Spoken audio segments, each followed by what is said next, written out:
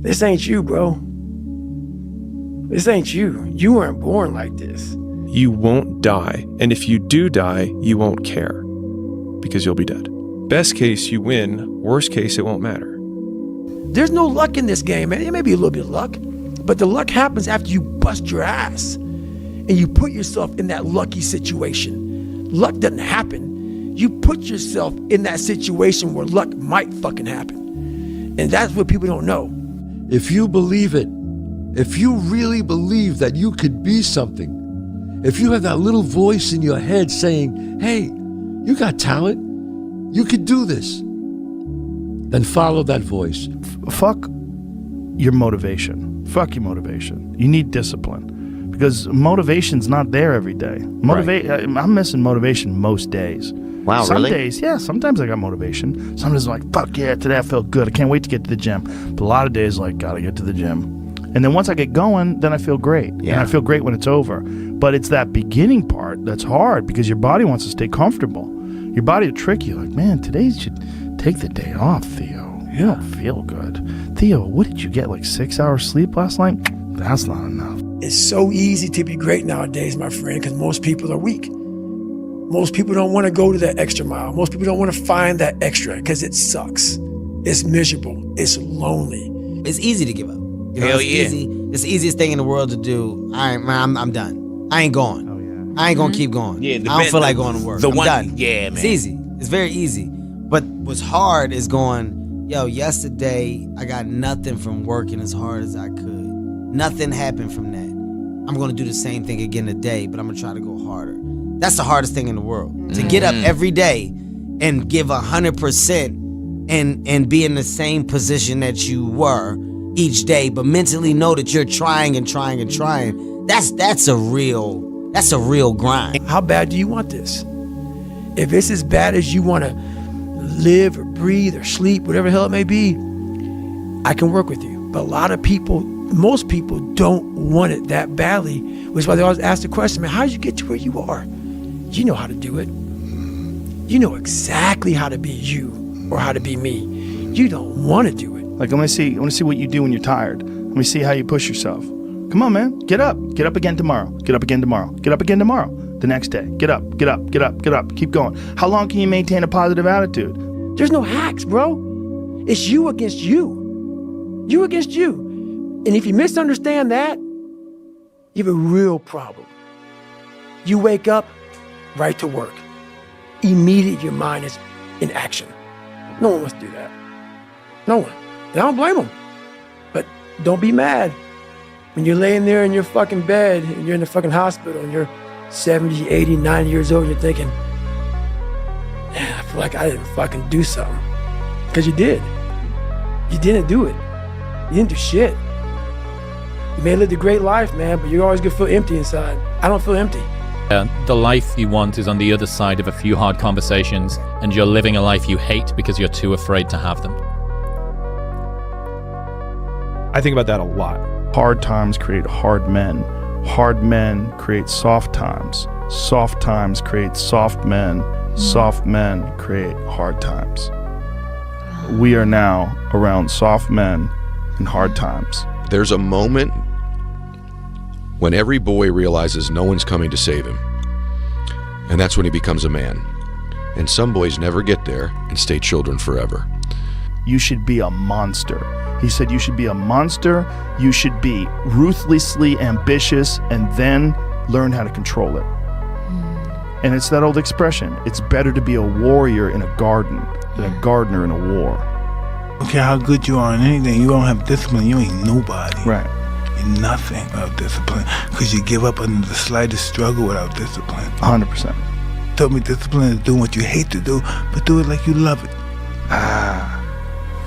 Doing what you hate to do, but do it like you love it.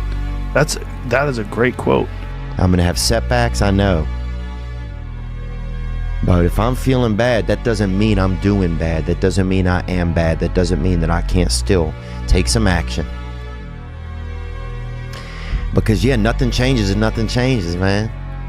It's time to get back to work. Stop hearing yourself talk. Get off the podcast. Don't be on social media too much. Cut out all the fucking noise. Get back to the fucking mental lab. I'd say one of the strongest mental frames that has gotten me through my hardest times is thinking this will be the story that I will one day tell. And that means the harder it is, the bigger the dragon, the more epic the story, and by consequence, the more epic the hero.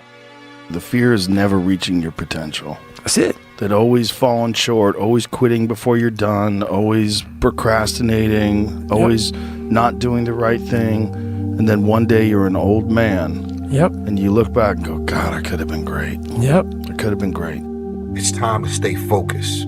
It's time to decide, fuck clubs, fuck partying, fuck trying to fit in and socialize, rub elbows with everybody so people can stop calling you weird.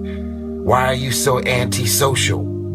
Because I'm trying to get it. Why are you staying on the basketball court so much? Because I'm trying to get it. Why are you out there practicing in the hot sun when ain't nobody else out there? Because I'm trying to get it.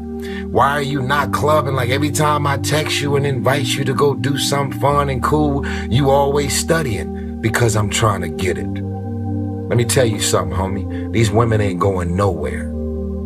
These clubs, these parties, all this shit ain't going nowhere. The more weird you are is a reflection of how committed you are to focusing on your shit, molding and shaping and developing your ideas and your craft so that when it's time for you to make your rounds, you gon' fly. People only root for people who don't need it. Like the amount of times when I was on my lonely path where I was too different from the friends that I had, but not successful enough to be friends with the people that I wanted to be friends with. That's when you want people to root for you. That's when you want people to support you. Once you've already won, people are like, he's amazing, he's so good. But like, that's the time when you need it the least. And so you always have to be the person who roots for you before everyone else does. And it's usually a single clap in the auditorium for a very long period of time. It is a slow clap that's just you rooting for you. And that visual, I think, is one that you can kind of take because it is... People struggle to do things alone. And the path of the exceptional person is one of an exception, which means that you are not with other people. And rather than fighting that or bemoaning it, see it as an indicator that you're on the right path. Because if everyone else were cheering you on, then it means you're not in the right place, because it means you're just like everyone else, and that's not where you want to be. Life isn't fair at all. At all. So what are you gonna do about it? I knew that no one was coming back to help me.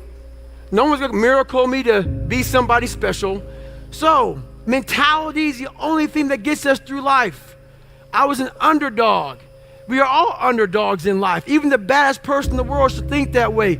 So you should always have I've never arrived mentality. And the can't hurt me mentality is no matter where you come from, the sewer or wherever you think you're from. When I got out of the sewer, I got to the road and looked around and said, can't hurt me. Nothing should be able to hurt you. If you believe that, it starts to become true. Be the guy who embraces the ugly, the miserable. Be the guy who embraces hard work, the grind. Don't be afraid of being hurt. Don't be afraid of sacrificing some blood. You know, there comes a day, man. Everyone's gonna have this day. There comes a day where being average, being mediocre is just sickening to you. It's just sickening. It makes you want to throw up. Because you've seen people with far less talent than you. As you're growing up with them, their childhood buddies, whatever else, they didn't have what you had. Yet now they're fucking to become something that you haven't.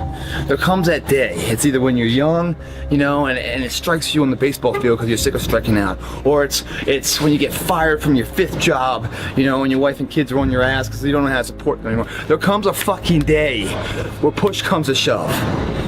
Where being mediocre, being like average and shit just fucking burns and sucks so much. You can't deal with it one more day. And you get off your fucking ass. And you create something that's always been there. It's always been inside of you trying to come out. but you've never wanted to unwrap it because it's too much fucking pain and commitment. I'm a big fan of power follows the blame finger. So like wherever you point the blame finger is where the power follows. And so it's like if you point it at the government has the power. If you point it at your spouse and say like it's their fault that I'm not in shape, it's their fault, they never let me do anything, it's like, well, you're giving them all the power. And so it's like until you're like it's my fault, it also becomes my responsibility. What is? What if it's not your fault? It doesn't matter. And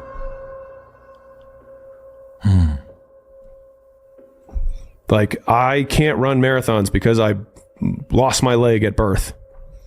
And